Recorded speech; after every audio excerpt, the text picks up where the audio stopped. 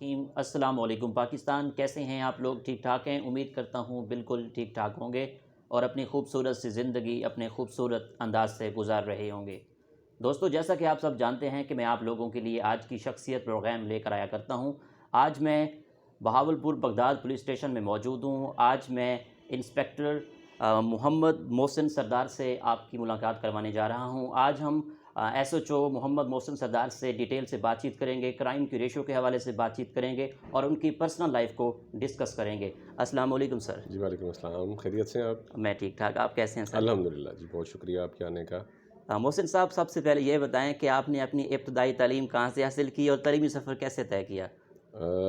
میرا تعلق ڈسٹرکٹ رحیمیہ خان سے صادق آباد سٹی سے ہے، اور وہیں میں نے صادق آباد اقرا پبلک اسکول، وہاں سے میں نے اپنی ابتدائی تعلیم حاصل کی۔ اس کے بعد میٹرک میں نے گورنمنٹ جنوب ہائی اسکول صادق آباد سے کیا، پھر میں نے اقرا کالج سے FSc کی، اس کے بعد پھر BCom، پھر ماسٹرز اور لاء کیا میں نے، اور اسی دوران پھر میں نے پولیس بھی جوائن کر لی۔ پولیس میں آنے کا شوق کیسے پیدا ہوا؟ پولیس میں آنے کا شوق ایسا نہیں تھا کوئی۔ میں ACMA کر رہا تھا کراچی میں، تو اسی دوران سیٹس آئیں پولیس میں تو اپلائی کر دیا۔ بیسیکلی وہ سرکاری نوکری کا حصول شوق تھا، پولیس کا ایسا کوئی شوق نہیں تھا، کیونکہ ہماری فیملی میں کچھ زیادہ لوگ پولیس میں نہیں ہیں، زیادہ لوگ ایجوکیشن ڈپارٹمنٹ میں ہیں جو جاب کر رہے ہیں گھر میں۔ ٹھیک ہے۔ تو میں اپنی فیملی میں پہلا بندہ ہوں جو پولیس میں انڈکٹ ہوا ہوں۔ ایز اے پولیس میں آپ نے پبلک سروس کمیشن کے تھرو میں نے 2003 میں پولیس میں انارمنٹ لی تھی، اور پہلے 4 سال میں نے ڈسٹرکٹ رحیمیہ خان میں سرو کیا۔ اس کے بعد 2007 کے بعد آنورڈ ابھی بہاولپور میں ہوں۔ آپ کی پہلی پوسٹنگ کہاں ہوئی تھی؟ پہلی پوسٹنگ میری سٹی صادق آباد میں تھی۔ اچھا، پولیس ڈپارٹمنٹ آپ نے جوائن کیا، پولیس ڈپارٹمنٹ میں آ کر آپ کو کیسا لگا؟ پولیس ڈپارٹمنٹ پہلے تو جس طرح جب واسطہ نہیں ہوتا تھا پولیس سے، تو جو عام لوگوں کے خیالات ہوتے ہیں ویسے ہی خیالات تھے، لیکن جب پولیس میں خود آ کے سرو کیا ہے تو اندازہ ہوا ہے کہ things are not like that. Police بڑا اچھا کام کر رہی ہے، اور جتنے محدود وسائل میں جتنا کام پولیس کر رہی ہے شاید ہی کوئی اور محکمہ کر رہا ہے۔ محسن صاحب، آپ کی لائف میں آپ کی سروس کے دوران کوئی ایسا کمپلیکیٹڈ کیس جو بہت زیادہ پیچیدہ ہو لیکن آپ نے اس کو ٹیکل کیا ہو اور یادگار ہو؟ 2 کیسز ایسے تھے میری تھانہ کینٹ کی پوسٹنگ کے دوران، جس میں ایک تو ایک بچی کا ریپ ہو گیا تھا اور اس کے بعد اس کا مرڈر کر دیا گیا تھا، ریپ ود مرڈر کا کیس تھا۔ وہ تلاش کیا ہم نے، بلائنڈ کیس تھا، الحمدللہ اللہ نے کامیابی دی۔ اور ایک کیس میں ایک جو تھے حساس ادارے کے آفیسر تھے، ان کو ان کے بیٹے نے مار کے جلا دیا تھا، اور ان کی ڈیڈ باڈی کو ڈھونڈنا اور بعد میں اس قاتل تک پہنچنا، وہ ایک بڑا کمپلیکیٹڈ کیس تھا، لیکن اللہ نے ہر موڑ پہ ہر مرحلے پہ الحمدللہ کامیابی دی۔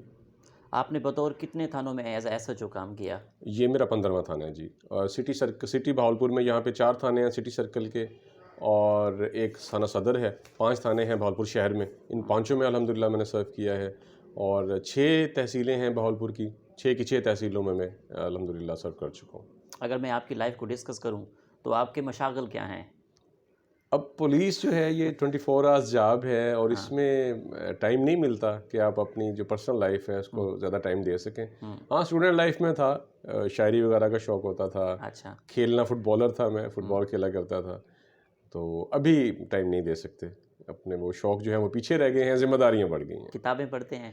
نہیں، وقت نہیں ملتا، پہلے ضرور پڑھتا تھا، اب وقت نہیں ملتا۔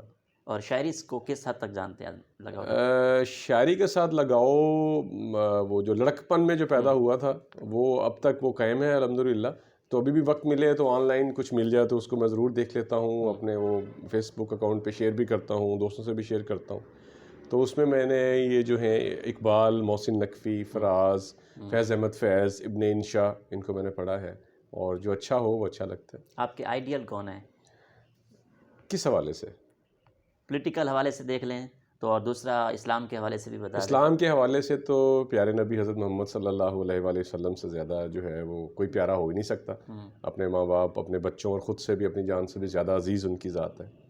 اور باقی جو ہے مجھے حضرت عمر کی پرسنالٹی بڑا جو ہے وہ، ان سے میں بڑا متاثر ہوں، ان کی جو لائف تھی، ان کا جو طریقہ تھا، ایون پولیس کا ڈپارٹمنٹ بھی انہیں سے آغاز ہوا، تو جس طرح فتوحات ان کی ہوئیں، جس طرح وہ انہوں نے کفر کا قلعہ کما کیا، تو وہ چیزیں بڑی امپریسیو ہیں، پڑھ کے مزہ آتا ہے۔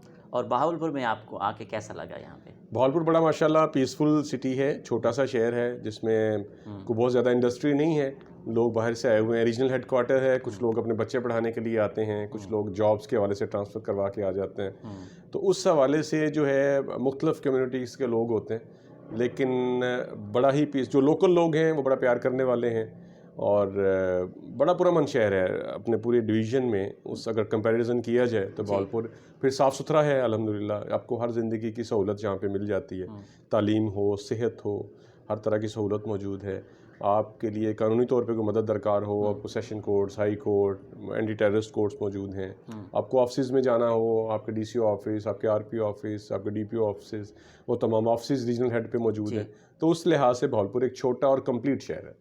اگر بہاولپور میں کرائم کی ریشو کے حوالے سے بات کروں تو یہ کس حد تک ہے؟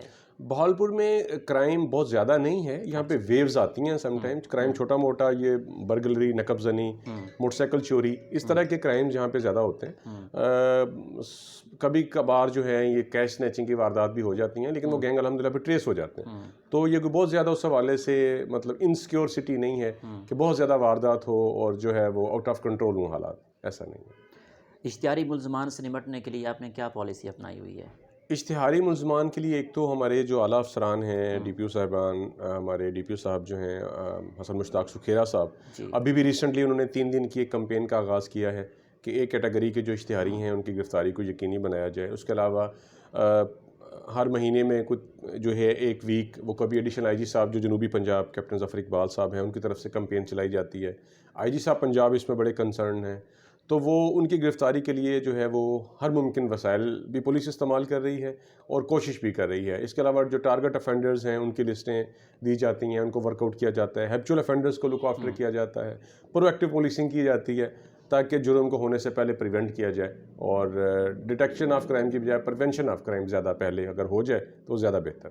اچھا سر، بغداد و جدید پولیس اسٹیشن میں ڈیجیٹل سسٹم ہے، تو اس میں کوئی ایپ وغیرہ ہے، کوئی اگر کمپلین کرنا چاہے تو یہاں پہ؟